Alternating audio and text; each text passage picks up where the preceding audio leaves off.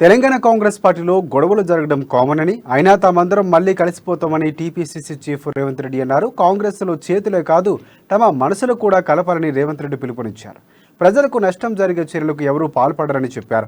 కుటుంబ పాలన కోసం తెలంగాణను సాధించుకోలేదని చెప్పారు. అందమైన అబద్ధాలతో ప్రజలు కేసీఆర్ మోసం చేసిండని రేవంత్ రెడ్డి మండిపడ్డారు. తెలంగాణ ప్రజల ఆకాంక్ష మేరకే సోనియా గాంధీ తెలంగాణ రాష్ట్రం ఇస్తే కేసీఆర్ ప్రజలు నయవంచన చేస్తున్నారని రేవంత్ రెడ్డి ఆరోపించారు.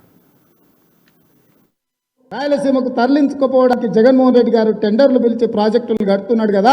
నేను ఇవాళ చంద్రశేఖరరావు గారిని అడుగుతున్న, పోతిరెడ్డిపాడి పొక్క మీద రాయలసీమ లిఫ్ట్ మీద నువ్వు తెలంగాణ వైపు ఉంటావా, నువ్వు రాయలసీమ వైపు ఉంటావా, నువ్వు ఆ ప్రజల పక్కన నిలబడతావా, ఈ ప్రజల పక్కన నిలబడతావా అని నేను అడుగుతున్నా. ఇవాళ నేను అడుగుతున్న, కృష్ణానది జలాలలో వాటాల పంచాయతీ వచ్చినప్పుడు నువ్వు నా వైపు ఉంటావా, నువ్వు వాడి వైపు ఉంటావా, నువ్వు ఎవరి వైపు ఉంటావో తెలుసు.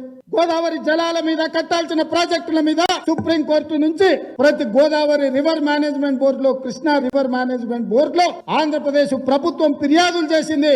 ఇవాళ నా పాలమూరు రంగారెడ్డి ఎత్తిపోతలు ఆగింది అంటే ఆంధ్రప్రదేశ్ ప్రభుత్వం వల్ల. ఇవాళ నా కల్వకుర్తి ప్రాజెక్టు ఎండిపోయింది అంటే ఆంధ్రప్రదేశ్ ప్రభుత్వం వల్ల.